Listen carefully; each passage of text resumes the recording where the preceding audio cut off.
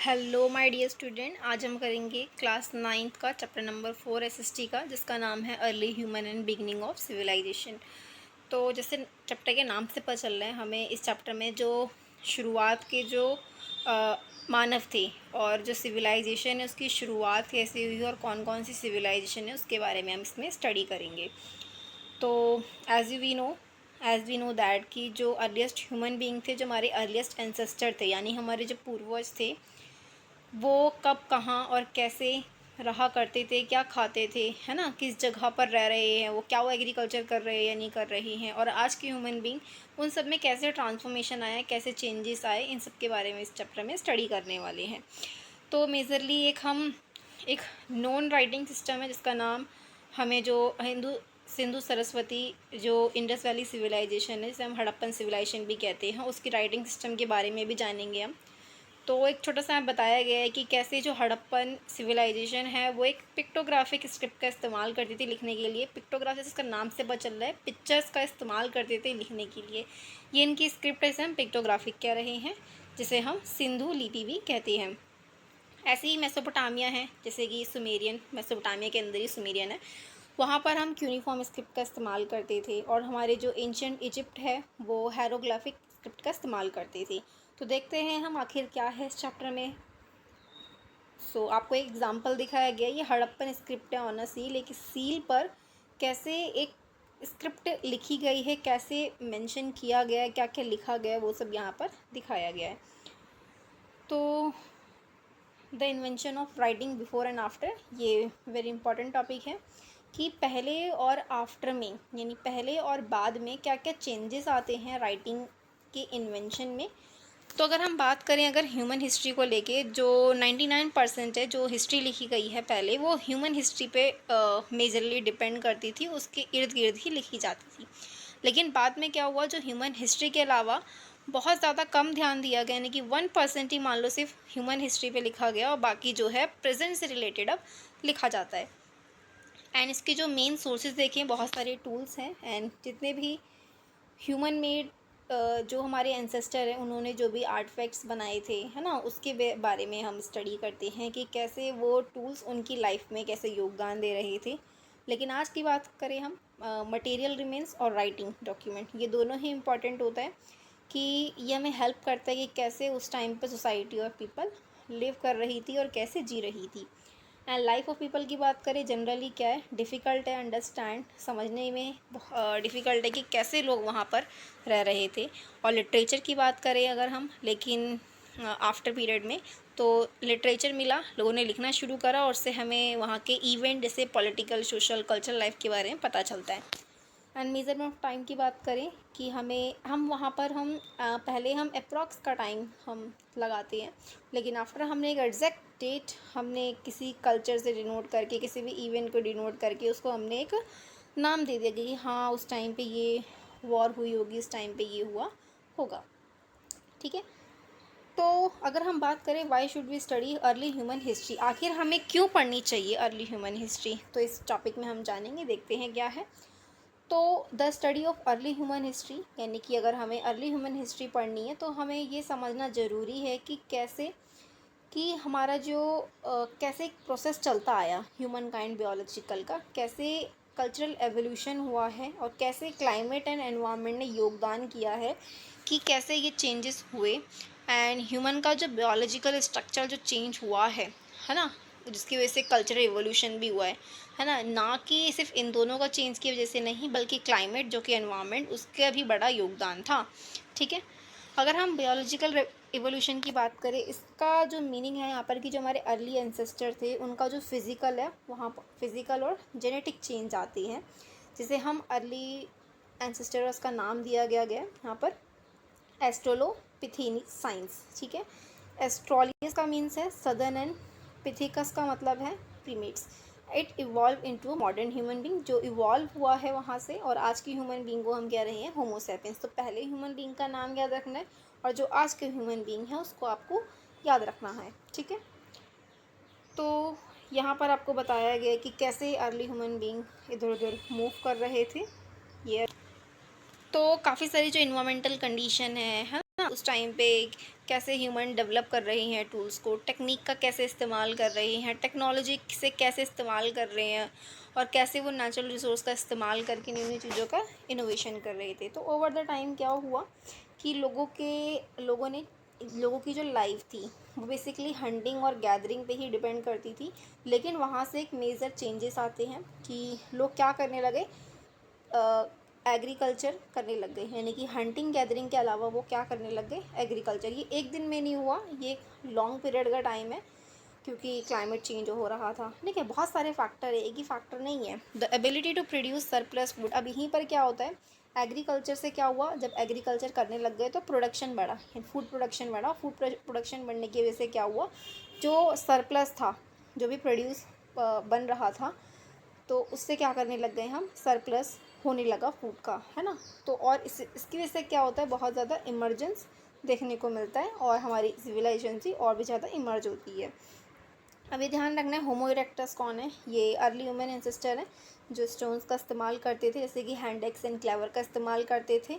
And was the first hominin, ये पहले hominin थे जो एग्जिस्ट करते थे अफ्रीका में। अभी हम देखते हैं, एक पिक्चर दिखाई गई है यहाँ पर कि ये आपको ये पिक्चर देखने को मिल रही है। यहाँ पर यही बताया गया कि जो हमारे पहले ह्यूमन बीइंग थे, जिसका नाम है होबो हिबिलियस, वो पहले कहाँ रहते थे, तंजानिया या केन्या के रीजन में रहते थे। उसके बाद ह्यूमो इरेक्टस आते हैं जो ईस्टर्न अफ्रीका में रहते हैं। ये देखो एवोल्यूशन हो रहा है, पहले मानव वैसे था, फिर उसमें चेंजेस आते हैं काफ़ी सारे, है ना। उसके बाद फिर होमो नेंडरथैलेनिसिस है, उसके बाद फिर होमो सेपियंस का इमरजेंस होता है। सो ये आपको नाम पढ़ने हैं बेसिकली, कौन कौन से 4 नाम से कैसे वो इवॉल्व होते हैं ह्यूमन बीइंग तक। अब हम बात करें अगर कि जो अर्ली ह्यूमन हिस्ट्री है, बेसिकली उसको हम डिवाइड कर सकते हैं उसके टेक्निकल प्रोग्रेस की वजह से। ठीक है, तो जो हमारी अर्ली ह्यूमन हिस्ट्री है उसको डिवाइड किया गया है, यानी जिसे हम स्टोन एज कहते हैं, स्टोन एज को डिवाइड किया गया है 3 पीरियड में, 3 फेजेस हैं। पहला हमारा क्या आता है, पैलोलिथिक, ये स्टोन के बेस पे डिवाइड किया गया है, टेक्नोलॉजी प्रोग्रेस के बेस पे डिवाइड किया गया है। जो पैलोलिथिक है, जिसे हम स्टोन एज कह रहे हैं, यहाँ पर ह्यूमन बीइंग क्या करता, हंटिंग गैदरिंग करता था और सिंपल टूल्स का इस्तेमाल करता था। उसके बाद जो हमारा मेसोलिथिक है, मेसोलिथिक में ये बहुत ज़्यादा टाइनी टूल्स, जिसे हम माइक्रोलिथिक कह रहे हैं, यानी कि टाइनी स्टोन्स का इस्तेमाल करते थे। और ये एक ट्रांजिशनल फेज़ था, हंटिंग गैदरिंग और एग्रीकल्चर के बीच का फेज़ था। ठीक है, उसके बाद हमारा नियोलिथिक आता है, उसको हम नियोलिथिक रेवोल्यूशन भी कहते हैं। यहाँ पर एक शिफ्ट देखने को मिलता है कि जो हंटिंग गैदरिंग के अलावा वो क्या कर रहे हैं, एग्रीकल्चर के साथ वो डोमेस्टिकेशन भी करना शुरू कर दिया और वो एक जगह सेटल हो गए। ठीक है, यानी कि परमानेंट सेटलमेंट देखने को भी मिलता है। और काफ़ी सारे जो पॉलिश्ड स्टोन टूल्स हैं इनका भी इन्होंने इस्तेमाल किया। इसके बाद हमारा चालकोलिथिक आता है। चालकोलिथिक में कॉपर का इस्तेमाल करते हैं। तो जो चालकोलिथिक है उसके अंदर कॉपर स्टोन एज भी से हम कहते हैं, इसके अंदर बेसिकली कॉपर के साथ साथ काफ़ी सारे स्टोन टूल का इस्तेमाल करते थे, है ना। मेटलर्जी, जैसे हम मेटलर्जी किसे कहते हैं, जहाँ पर मटेरियल को एक्सट्रैक्ट किया जाता है और मेटल को शेप किया जाता है, उसे किसी भी ऑब्जेक्ट में और आर्टिफैक्ट में बनाया जाता है। इसके बाद जो तुम्हारा ब्रॉन्ज एज है, ब्रॉन्ज एज के हमें ब्रॉन्ज मेटलर्जी, इसके अंदर हम कॉपर और ब्रॉन्ज दोनों को मिक्स करके क्या बना रहे हैं, टूल्स बनाते थे। इसकी वजह से क्या होता है, ट्रेड और टाउन है, इसमें क्या होता है, एक्सपेंशन देखने को मिलता है हमें। ठीक है, और यहीं से हमारी अर्ली सिविलाइजेशन की शुरुआत भी हमें देखने को मिलती है। अब जो आयरन एज है, आयरन एज जिसे हम आयरन मेटलर्जी का इस्तेमाल होने लगा, वाइड स्प्रेड होने लगा इसका इस्तेमाल, है ना। इसके अंदर काफ़ी सारे स्ट्रॉन्ग टूल्स, वेपन्स, जो कि एक एडवांस सोसाइटी, इसका ये बेस्ट एग्जांपल है। तो ये आपको सारे के सारे स्टोन एज याद रखनी है, ये वेरी इंपॉर्टेंट है एग्ज़ाम पर्पज़ से। ठीक है, अगर हम बात करें अपने पहला टॉपिक, अब जिसके बारे में मैंने भी शॉर्ट इंट्रोडक्शन दिया आपको, पैलोलिथिक क्या है, मेसोलिथिक क्या है, नियोलिथिक क्या है, यहाँ पर हम जानेंगे हम पैलोलिथिक, जिसके बारे में हंटर एंड गैदरर। तो जितने भी आपको ये रेड डॉट दिखाई दे रही हैं, ये सारी की सारी साइट हैं, पैलोलिथिक साइट हैं ये, जिसे हम देखो, जो हमारा पैलोलिथिक है उसे हम 3 पार्ट में और डिवाइड कर सकते हैं, लोअर, मिडल एंड अपर। ये बहुत ही इंपॉर्टेंट है।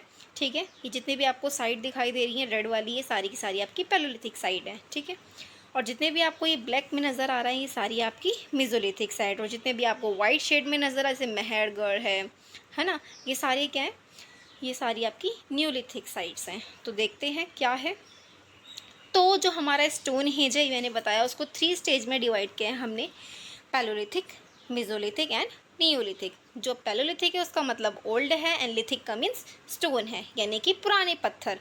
ठीक है, इसको हम old age and old stone age भी कह के भी बुलाते हैं। अब हमें इसके सबसे पहला जो हमें एविडेंस है वो मिलता है अतिरम पक्कम, एक तमिलनाडु में एक जगह है जो कि 1.7 मिलियंस ईयर अगो का पहले का एविडेंस बताया जाता है कि वो, हाँ, जहाँ, और वहाँ से हमें एक एविडेंस मिला है। एंड दूसरा एक इसामपुर जो कर्नाटका में मिला है। ठीक है, यहाँ से हमें काफ़ी सारे एनिमल फॉसिल्स मिले हैं, कटिंग टूल्स मिले हैं, हैंड एक्स एंड क्लैवर, ये सारे टूल्स ये भी हमें मिले हैं। ठीक है, एंड जो स्टोन स्क्रैपर है, चॉपर है, जो कि क्वार्टरजाइट एंड लाइमस्टोन से बना होता था। So as you can see these are the cleaver and hand axe, जो कि हमें डेटिंग बताएगी, जो कि 1 या फिर 5 मिलियन ईयर्स अगो के हैं ये सारे के सारे आपके टूल्स। ठीक है, तो बेसिकली इस टूल का क्या कर रहे हैं हमारे जो एंसेस्टर हैं, वो इन टूल्स का क्या कर रहे हैं, किस काम आ रही हैं। तो वो जो ये टूल्स हैं वो इन्हें एनिमल को चॉप करने में, है ना, उसको मीट को कट करते थे, बेसिकली किसी भी चीज़ को डिग करने के लिए, एनिमल को स्क्रैप करने के लिए, है ना, cleave animal bones to extract protein and rich marrow. तो these are the use of stone tools. ठीक है, लेकिन फर्दर क्या होता है, हमें हंटिंग और गैदरिंग में प्रोग्रेस देखने को मिलती है, और काफ़ी ज़्यादा क्या है, स्मॉल टूल्स का इस्तेमाल किया जाने लगता है। जैसे कि अभी हमने देखा था मेसोलिथिक में माइक्रोलिथिक टूल्स का इस्तेमाल किया जा रहा है, यानी कि टाइनी टूल्स का इस्तेमाल कर रहे हैं, क्योंकि टेक्नोलॉजी क्या हो रही है, प्रोग्रेस हो रही है। ह्यूमन जो ब्रेन है वो क्या हो रहा था उस टाइम पे, प्रोग्रेस, यानी कि चेंजेस आ रहे थे उसके अंदर। ठीक है, अब तो देखने को मिलेगी काफ़ी सारे, जितना आपको स्टोन्स दिखाए गए, these are some middle palaeolithic tools हैं ये सारे। अगर हम देखें बाद में ह्यूमन ने एक इन्वेंट करता है बो एंड एरो, जिसे हम तीर का माम कहते हैं। ठीक है, एंड बाद में फिर वो इन सब का इस्तेमाल करता है हंटिंग करने के लिए, है ना, और moreover they develop a symbolic communication. बाद में वो एक सिम्बॉलिक कम्युनिकेशंस का इस्तेमाल करते हैं, डेवलप होने लग जाता है इस टाइम पे। वो वॉल पर क्या करते हैं, यानी कि गुफाओं की जो दीवार है उसको डेकोरेट करते हैं, है ना, rock shelter with paintings, use pigment to decorate their bones bodies. तो काफ़ी सारे पिगमेंट्स हैं जो अपनी बॉडीज़ को डेकोरेट करने के लिए इस्तेमाल करते थे। जो गुफाएं होती थी उन पर भी वो चित्रकारियाँ करते थे। ठीक है, तो in addition they were the first to produce beads of stone, bones and shell. ये पहले ऐसे मानव थे जिन्होंने बीड्स का इस्तेमाल किया, है ना, बोन्स का, शेल का, इन सब का इस्तेमाल करते हैं वो। तो आपको ये दिखाया गया है, ये छोटे छोटे जो आपको हैंड पे दिखाया गया है, ये बीड्स हैं जो हमें कुरनूल डिस्ट्रिक्ट से मिले हैं। ठीक है, ये आपको जितने भी आपको ये शार्प दिखाई दे रहे होंगे एजिस इनके, ठीक है, शार्प नुकीले हैं ये सारे पत्थर। इनका बेसिकली पर्पस क्या है, किसी भी चीज़ को काटने के लिए, है ना, या फिर किसी को काटने के लिए इनका इस्तेमाल किया जा रहा था, एनिमल को काटने के लिए या फिर किसी को खोदने के लिए इनका इस्तेमाल किया जा रहा था। ऐसा चाकू की तरह इनका इस्तेमाल कर रहे थे आदि मानव। ठीक है, अब एक स्टोन टूल है जिसे हम ब्यूरिन्स, जैसे मैंने बताया ब्यूरिन्स, ये बहुत ही ज़्यादा एक यूज़ किया गया, जो कि बोन और शेल का ही फीचर है ये एक। और जैसे कि बताया गया एक ऑस्ट्रिच एग है, जो कि हमें हमें एक एविडेंस मिलता भी है। ठीक है, ब्यूरिन्स एक टाइप का ये भी स्टोन टूल्स है जो कि इसका इस्तेमाल कर रहे थे। ठीक है, अगर हम बात करें मेसोलिथिक हंटर गैदर की, अराउंड जो 12,000 साल पहले जो अर्थ का क्लाइमेट था वो वार्म था। ठीक है, वार्म होने लगता है क्योंकि पहले जो हमारा पैलोलिथिक में अगर देखिए जो उस टाइम पे पीरियड है वो उसे हम आइस एज कहते हैं, क्योंकि उस टाइम पे हमारी जो धरती है वो बर्फ़ से ढकी हुई थी। तो धीरे धीरे क्या होता है, टेम्परेचर में चेंजेस आते हैं और वो टेम्परेचर वार्म होने लगता है। तो मेजर जो सिग्निफिकेंस चेंज आता है वो एनवायरनमेंट में ही चेंज आते हैं, जिसकी वजह से फॉरेस्ट ग्रासलैंड एक्सपेंड होने लग जाती है। ठीक है, तो इसकी वजह से जो ह्यूमन पॉपुलेशन है वो भी क्या करती है, पहली बार यानी कि एक जगह से दूसरी जगह मूव करने लग जाती है, और इसी टाइम पे ये माइक्रोलिथिक टूल्स का इस्तेमाल करते हैं। एंड काफ़ी सारे जैसे पीपल हैं वो गैदर एक्वेटिक फूड क्या करते हैं, जितने भी एक्वेटिक फूड है उन्हें गैदर करते हैं, चाहे वो मराइन हो चाहे फ्रेश वाटर, दोनों से गैदर किया करते थे, फिशिंग करते थे, है ना, और खाली समय में वो क्या कर रहे हैं, आर्ट करते थे। जैसे कि एग्जांपल दिया गया है भीमबेटका केव, जो कि मध्य प्रदेश में, ये आपको एग्जांपल दिया भी गया है। वो आर्ट कर रहे हैं खाली टाइम में जब बैठे हैं। ठीक है, नॉट ओनली खाली टाइम में बैठे हैं, वो बेसिकली आर्ट किया करते थे। ये काफ़ी सारे पिगमेंट्स हैं, उनका इस्तेमाल करके यहाँ पर आर्ट को बनाया गया है। अब हम बात करें अपनी न्यूलिथिक रेवोल्यूशन, इसे हम न्यूलिथिक रेवोल्यूशन भी कहते हैं।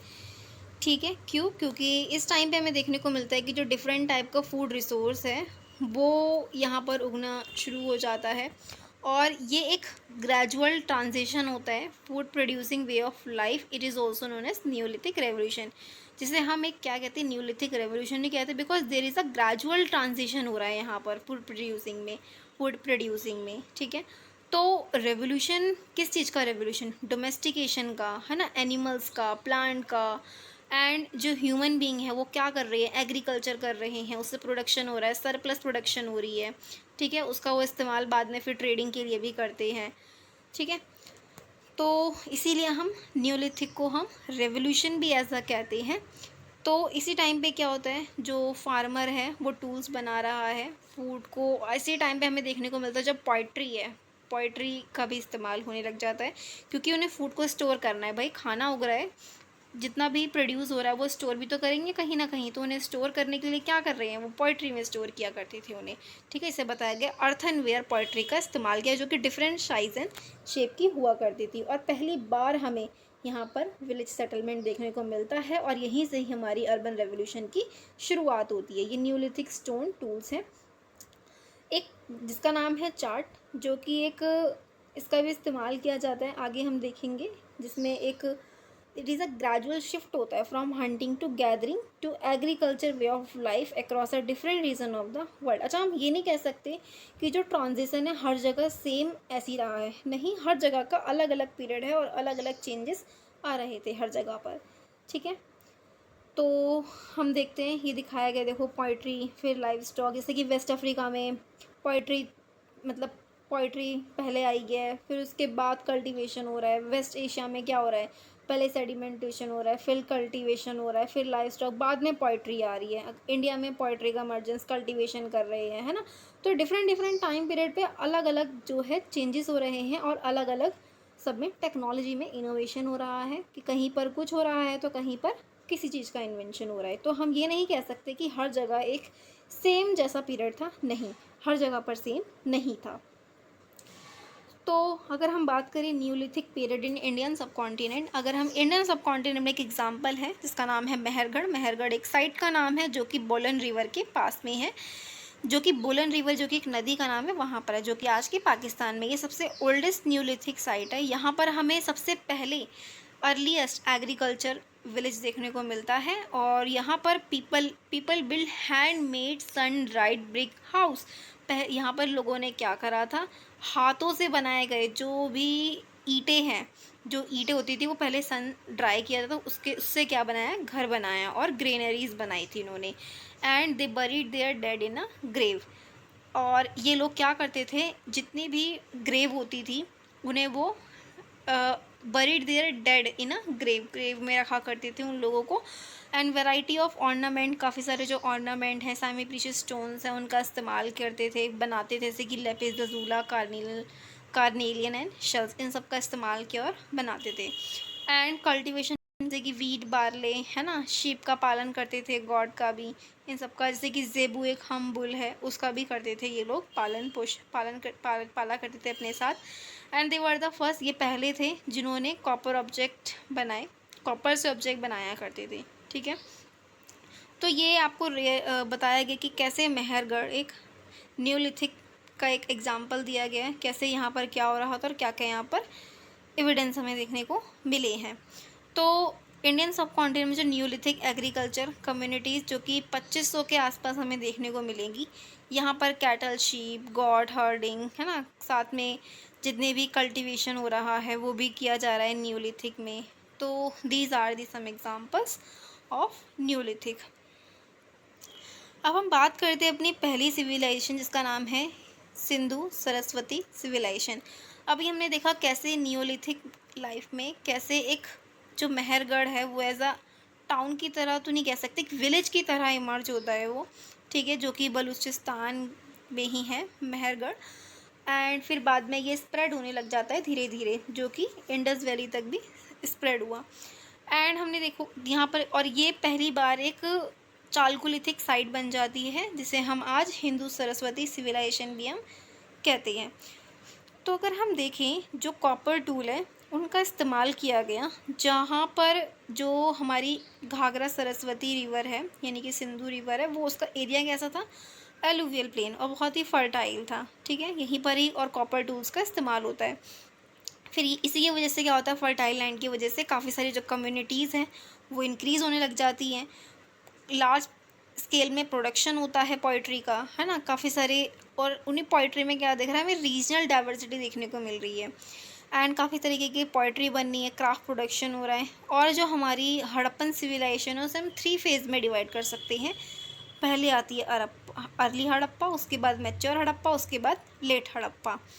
ठीक है, तो जो बताया गया है कि कैसे जो पहले early chalcolithic side of Baluchistan and Indus and Ghaghara Saraswati basin from 4000 BCE onward, यानी कि 4000 BCE के बाद कहीं हमें चालकोलिथिक साइट्स देखने को मिलेंगी।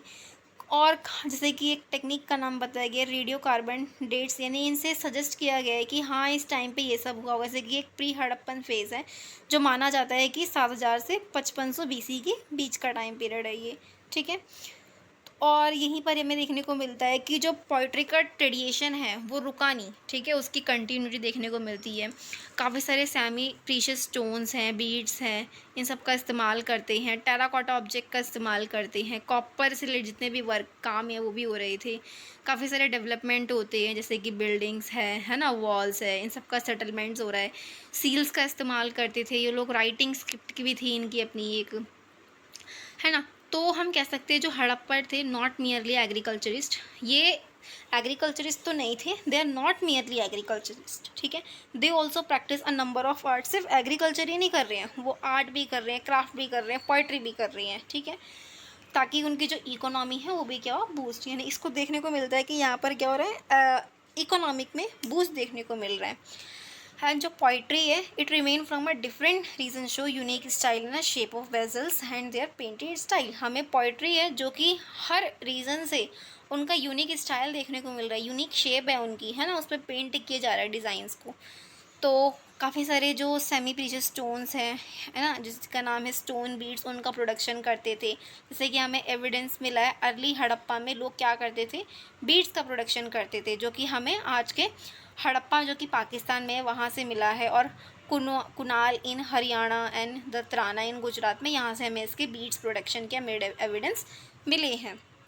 And they use graffiti on pottery का इस्तेमाल करते थे। जिमेट्रिक सील्स होती थी उनका भी इस्तेमाल कर रहे हैं ये लोग, है ना। एनिमल मोटिव का भी हो रहा है इस्तेमाल यहाँ पर। एंड हमें जैसे कि काफ़ी सारी हड़प्पन साइट जैसे कि हड़प्पा है, रहमान है, दहरी है, कुनाल है, यहाँ पर भी हमें काफ़ी सारे जो स्क्रिप्ट है और इनस्क्राइब सील्स है ये भी हमें देखने को यहाँ से मिलता है। एंड यहाँ पर हमें एक टेक्निकल एक एडवांसमेंट देखने को मिल रहा है, इकोनॉमिक इंटीग्रेशन हो रहा है यहाँ पर। ठीक है, ये एज आ एक अर्बन सेंटर की तरह इमर्ज होता है हड़प्पन सिविलाइजेशन। ठीक है, तो ये आपको दिखाई दे रहे हैं, ये स्टोन वेट है, यानी कि वो बेसिकली बाइनरी मल्टीपल सिस्टम का इस्तेमाल करते थे स्टोन वेट के लिए, जैसे कि 1 2 4 8 16, ये एक बाइनरी मल्टीपल्स है, इनका इस्तेमाल करते थे किसी भी वेट को मेज़र करने के लिए। अब हम देखें, अगर हम bronze age civilization outside India, अगर इंडिया के आउटसाइड अगर हम ब्रोंज एज सिविलाइजेशन की बात करें तो बेसिकली हम मेसोपोटामिया, इजिप्ट और चाइनीज़ सिविलाइजेशन के बारे में हम जानेंगे, जो कि इसके कंटेम्प्रेरी ही सिविलाइजेशन रह चुकी हैं ये। तो जो हड़प्पन सिविलाइजेशन है वो बेसिकली वो सिंधु रिवर है या फिर सरस्वती रिवर है उसके आसपास इमर्ज होती है। जो हमारी मेसोपोटामिया सिविलाइजेशन है वो जो 2 रिवर हैं वेस्ट एशिया में, यूफ्रेट्स एंड टिग्रिस रिवर में इमर्ज होती है। जो हमारी इजिप्ट सिविलाइजेशन है वो नाइल रिवर, जिसे हम नील नदी भी कहते हैं, उसके पास में इमर्ज होती है। और जो हमारी चाइनीज़ सिविलाइजेशन है वह हुआंग ही, जो कि नॉर्थन चाइना में है, वहाँ पर इसका इमर्जेंस होता है। तो जो मेसोपोटामिया है, मेसोपोटामिया और जो इंदस हैं वो एक दूसरे से क्लोज़र थे, यानी इनका इंट्रैक्शन होता था, ये हमें एविडेंस से पता चला है। ठीक है, काफ़ी सारे एविडेंस मिले हैं हमें, जैसे कि पोइट्री है, सील्स है। ठीक है, इन सब से पता चलता है कि ये दोनों आपस में क्या थे, एक दूसरे से कनेक्टेड थे। तो इसकी वजह से क्या होता है, इन दोनों के बीच में एक स्ट्रॉन्ग कॉन्टैक्ट था, इनके बीच में ट्रेड भी होता था, मेसोपोटामिया और हड़प्पा के बीच में। वहीं दूसरी ओर देखें हम, जो इजिप्ट है और जो चाइनीज़ सिविलाइजेशन है, इनके साथ हमारा बहुत ही लिटिल एविडेंस मिले हैं कि जो इनका डायरेक्ट कांटेक्ट था भी या नहीं था। बेसिकली बहुत ही ना के बराबर ही हमें एविडेंस मिले हैं कि जो इजिप्ट है और चाइनीज़ सिविलाइजेशन है, इनके साथ सिंधु सरस्वती सिविलाइजेशन का कांटेक्ट था या फिर नहीं था। ठीक है।